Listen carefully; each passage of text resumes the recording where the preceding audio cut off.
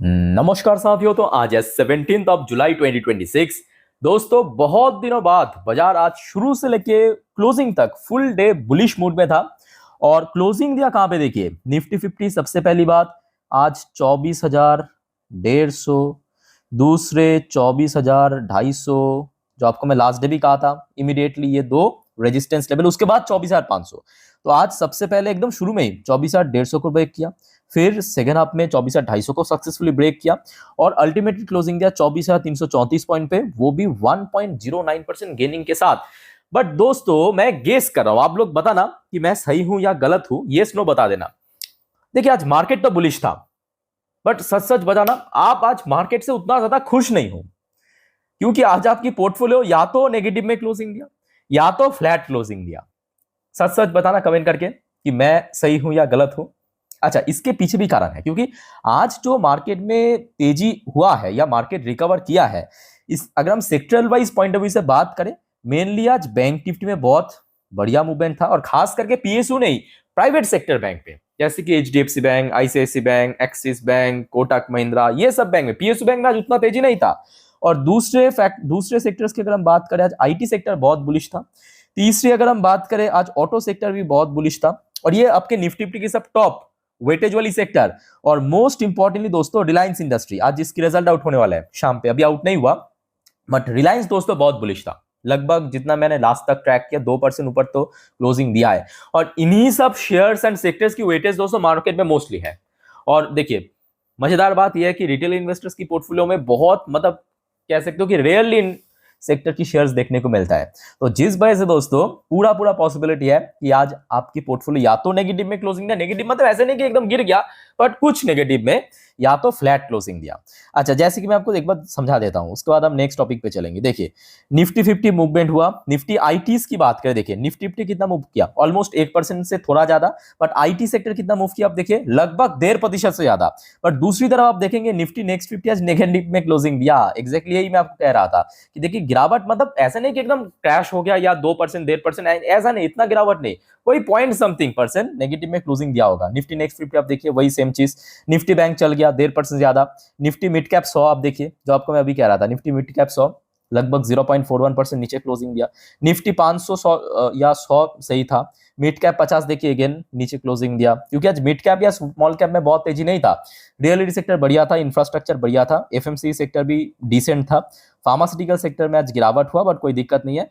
PSC sector भी मैं कहूंगा ठीक ही था, बट पीएसयू बैंक में अगर आप देखेंगे आज उतना तेजी नहीं था। मतलब बैंक निफ्टी आप सोचिए 1.5% ऊपर क्लोजिंग दिया और पीएसयू बैंक सिर्फ 0.41%, आधा परसेंट भी पूरा नहीं, क्योंकि आज प्राइवेट बैंक्स में बहुत बढ़िया मूवमेंट था। ओवरऑल बात करें, इस प्रकार की दोस्तों आज मार्केट देखने को मिला। तो जिस वजह से आज मार्केट बुलिश था, चलो ठीक है, बट रिटेल इन्वेस्टर्स उतना खुश नहीं था।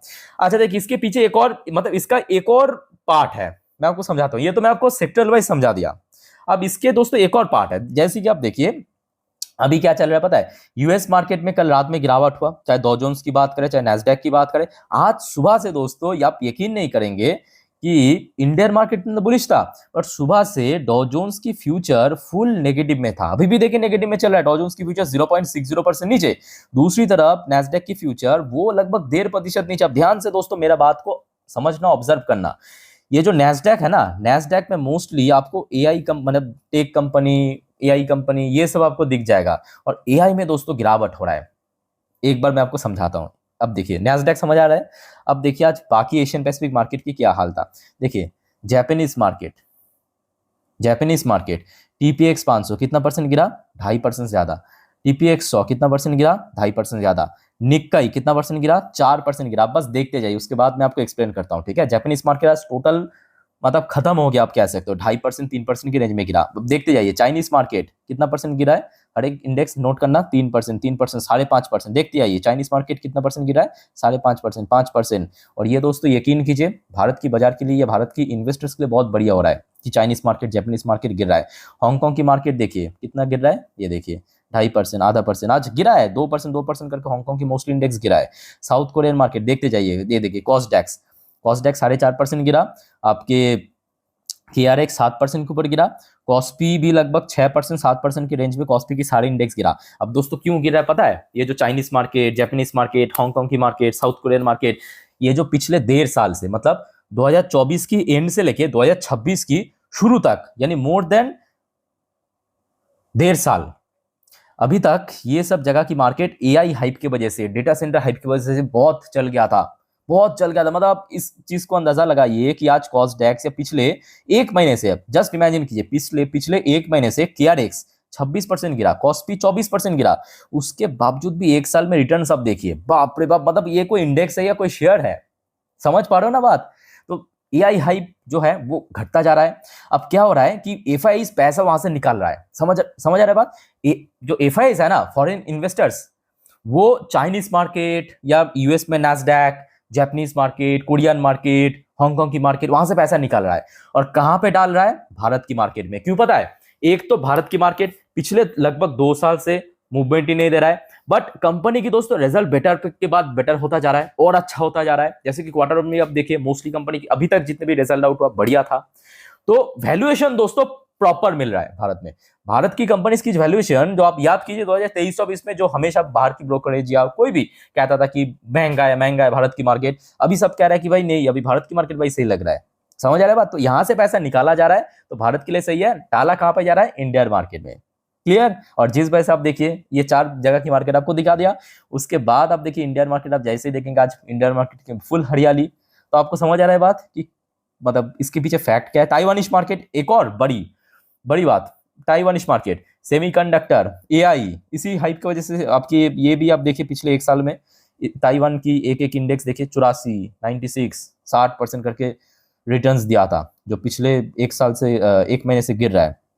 इवन ऑस्ट्रेलियन मार्केट भी आज वीक था, ये खचरा भी आज गिरा है। खचरा भी तो चल गया था लास्ट ईयर बहुत ज्यादा, ये देखिए एक साल पे, पिछले एक साल पे इतना गिरने के बावजूद भी ये खचरे की मार्केट अभी भी 26%, 27% की रिटर्न में है। न्यूजीलैंड की मार्केट आज ठीक था, मलेशियन मार्केट ठीक था, इंडोनेशियन मार्केट भी सही था, आपके सिंगापुर मार्केट में थोड़ा वीक था, थाई मार्केट सही था। तो जिन जगह की मार्केट पिछले 1.5-2 साल से चला नहीं था, वहां का मार्केट आज सही था, बढ़िया था। और जहां की मार्केट बहुत चल गया था, एआई, डेटा सेंटर, सेमीकंडक्टर, इसकी हाइप में, उसी की मार्केट आज क्रैश कर गया। आई होप कि दोस्तों आपको मेरे बात एकदम समझ आ रहा है। मैं आपको जितना सिंप्लीफाई करके समझाने की कोशिश कर रहा हूं, ठीक है? अच्छा, दूसरी फैक्टर दोस्तों ये भी है कि देखिए आज मार्केट रिकवर जरूर कर गया, बट इस चीज को भूलना मत कि जियोपॉलिटिकल टेंशन अभी कम नहीं हो रहा है भाई, बढ़ रहा है। क्रूड ऑयल 2% स्पाइक कर गया, 86 क्रॉस कर चुका है, कल रात में 84 पर डॉलर पे क्लोजिंग दिया था। गोल्ड की प्राइस 4000 अभी भी डॉलर के नीचे है। सिल्वर की प्राइस $60 के बहुत नीचे है, $55 के आसपास। इंडियन करेंसी की वैल्यूएशन में कोई बहुत बड़ा चेंजेस नहीं, पिछले 2-3 दिन से लगभग सेम पोजीशन को ही होल्ड कर रहा है। चलिए अब दोस्तों इस वीडियो की नेक्स्ट पार्ट में मैं आपको लेके चलता हूं, और उसके पहले एक छोटा सा रिक्वेस्ट आप सभी को करूंगा। दोस्तों अगर आपको वीडियो अभी तक अच्छा लगा, इन्फॉर्मेटिव लगा, प्लीज वीडियो को लाइक कीजिएगा, और प्लीज दोस्तों चैनल को सब्सक्राइब करके रखना इस प्रकार की जानकारी हमेशा पाने के लिए। जैसे कि आपको मैं लास्ट डे रात की 10:30 की वीडियो, 12 बजे की वीडियो, अलग अलग वीडियो में अपडेट दे दिया था मार्केट के बारे में, या जब कोई कंपनी की रिजल्ट आउट होता है, सब कुछ जानकारी मैं आपको दे देता हूँ टाइम बाय टाइम, ठीक है? बस आप फॉलो करते जाइए हर एक वीडियो को, आज भी आ जाएगा। आज वैसे तो रिलायंस वगैरह बहुत सारे कंपनी का आज रिजल्ट आउट है। आइए सबसे पहले चेकआउट करते हैं कि मनी कंट्रोल वाले ने क्या लिखा है, मतलब क्यों आज मार्केट में इतना बढ़िया मूवमेंट था। चलिए देख लेते हैं यहाँ, उसके बाद हम जियोपॉलिटिकल अपडेट्स पे चलेंगे। अच्छा, सबसे पहला की फैक्टर मेंशन किया आईटी स्टॉक्स में, जो बहुत अच्छा गेन हुआ, ठीक है? ये मैं कहूंगा प्राइम फैक्टर है, क्योंकि एआई हाइप की वजह से जहाँ पे उधर की मार्केट गिर रहा है, तो भारत की आईटी कंपनी तो ऑब्वियसली नॉन एआई कंपनी है, तो यहाँ पे पैसे इन्वेस्ट हो रहा है अभी। अच्छा, वैल्यू बाइंग यहाँ पे मेंशन किया, ये भी मैं कहूँगा काफी हद तक सही है, क्योंकि वैल्यूएशन वाइज जो अभी आपको मैं समझा था कि भारत की मार्केट अभी एकदम परफेक्ट वैल्यू में चल रहा है। Broader market remain under pressure, की फैक्टर्स तो यहाँ पे आज ऐसा कुछ बहुत इंपॉर्टेंट फैक्टर्स तो मेंशन फिलहाल नहीं किया, वही शेयर्स के बारे में कहा कि वो सेक्टर में अच्छा मूवमेंट था। अच्छा, अब आ जाइए जियोपॉलिटिकल अपडेट। सबसे पहले यह सुबह 7 बजे की अपडेट है, 7:30 बजे की अपडेट है लगभग। ट्रम्प से US winning big in Iran, sides Venezuela as blueprint for strategy, will see fruits very shortly. अब देखिए ट्रम्प के दिमाग में दोस्तों बहुत सारी चीज चल रहा है। ट्रम्प एक तरफ पहले कहा, इस मतलब इस पैरा पे आप देखिए कि भाई ईरान पे हम लोग एक बहुत बड़ा जीत हासिल किए, ये ट्रम्प ने कहा, ठीक है? और दूसरी तरफ दोस्तों अब वेनेजुएला पे कुछ बड़ा हरकत यूएस कर सकते हैं, will see fruit very shortly. तो तैयार हो जाइए, मतलब ट्रम्प पूरा मतलब स्ट्रेटेजी बना के रखा है कि इसके बाद ये, इसके बाद ये, ठीक है? अच्छा, फिर देखिए ईरान की तरफ से भी, ये आज 2:30 बजे की अपडेट है। ईरान स्ट्राइक कतार, Bahrain, Kuwait, Syria, Oman after US hits military sites for 6 straight night. तो आपको पता ही होगा पिछले लगभग 5-6 दिन से यूएस लगातार ईरान की जो अलग अलग मिलिट्री साइट्स हो गया, अलग अलग इंफ्रास्ट्रक्चर हो गया, उसके ऊपर हमला कर रहा है। तो उसके बाद ईरान ने आज क्या किया, सुबह कतार, बहरेन, कुवैत, सीरिया, ओमान, ये सब मिडिल ईस्टर्न कंट्रीज में जहां जहां पे यूएस की बेस था, मिलिट्री साइट था, उसको डिस्ट्रॉय कर दिया, ये उसको टारगेट किया है। उसके बाद देखिए, जो आपको मैं कल रात की 12 बजे की वीडियो, ये वाली वीडियो आई होप कि आप लोगों ने देखा, ये वाली वीडियो की मैं बात कर रहा हूँ कि यूएस अटैक ईरान हॉस्पिटल, ये तो कल रात की अपडेट है। और साथ में आपको मैं कहा कि ईरान के लिए अभी रास्ता बहुत मुश्किल होता जा रहा है। क्यों पता है? क्योंकि यूएस अभी टोटली ईरान की जो इंफ्रास्ट्रक्चर है उसको टारगेट किया जा रहा है। और ये अभी की अपडेट है, जस्ट ये देखिए, जस्ट अपडेट आया 4:07 पे। अपडेट क्या है? US strikes hit Iran energy infrastructure. तो आप समझ पा रहे हो ना कि अभी ये जो मुद्दा है और ज्यादा ईरान के लिए जटिल या कॉम्प्लिकेटेड होता जा रहा है। क्योंकि देखिए, यूएस कहां पे स्ट्राइक कर रहा है? ईरान की जो सबसे वैल्यूएबल इंफ्रास्ट्रक्चर या एसेट्स है वहां पे। और दूसरी तरफ ईरान कहां पे स्ट्राइक कर रहा है? यूएस की जो मिलिट्री बेस है। आप खुद दोस्तों, आप कॉमन सेंस लगा के बताइए कि कहां पे डैमेज करना सबसे ज्यादा घातक होगा? क्या मिलिट्री बेस पे, या जो वैल्यूएबल इंफ्रास्ट्रक्चर है, railways, airport, port, power plant, जैसे कि ट्रम्प ने लास्ट वीक में भी कहा था, सॉरी इसी हफ्ते कहा कि अगले हफ्ते तक अगर कोई डील साइन नहीं किया उसका पावर प्लांट उड़ा देंगे। और ऐसा ही कर रहे हैं। अब देखिए, Iran has appeal to citizen, Iran ने उसके बाद अपने सिटीजन जो लोग है उसको अपील किया है टू रिड्यूस, देखिए प्रॉपरली यहाँ पे मेंशन किया, टू रिड्यूस इलेक्ट्रिसिटी कंजप्शन, कि आप अपना जो इलेक्ट्रिसिटी है उसका कंजप्शन थोड़ा कम कीजिए। After it's power grid come under pressure following US strike on energy infrastructure in the country's south, marking another escalation in the ongoing conflict between the Tehran and Washington। समझ आ रहा है बात? तो अभी ईरान के लिए ये जो वॉर है और महंगा होता जा रहा है दिन प्रतिदिन। एक तो वहां पे इन्फ्लेशन 80 के ऊपर पहुंच चुका है, ऊपर से यूएस जो एसेट्स है वहां पे हमला कर रहा है। और दूसरी तरफ देखिए, आईआरजीसी जो ईरान की कमांडो है, वार्निंग दिया है गल्फ स्टेट, मतलब जितने भी गल्फ कंट्रीज है, होस्टिंग यूएस बेसेस, मतलब जितने भी देश के अंदर यूएस की मिलिट्री बेस है, more crushing response after Chabahar port strike. तो यूएस तो लगातार पोर्ट वगैरह, ये तो मैं आपको पिछले 2-4 दिन से कह रहा हूँ कि अभी ये बहुत मुश्किल होता जा रहा है। और आईआरजीसी ने इस बार वार्निंग दिया है जितने भी गल्फ कंट्रीज को कि आपके देशों के अंदर अगर कोई यूएस की मिलिट्री साइट्स है उसको हटा दीजिए, अदरवाइज उसका रेस्पॉन्स और ज्यादा हम घातक करेंगे। अब देखिए, ईरान इससे ज्यादा और कुछ नहीं कर सकते, सिंपल बात है। मेरे बात कभी कभी सुनने को बुरा लगता है किसी लोगों को, बट ये फैक्ट है। मैं आपको पिछले कुछ हफ्तों से बार बार कह रहा हूँ कि ईरान इससे ज्यादा क्या करेगा बताइए?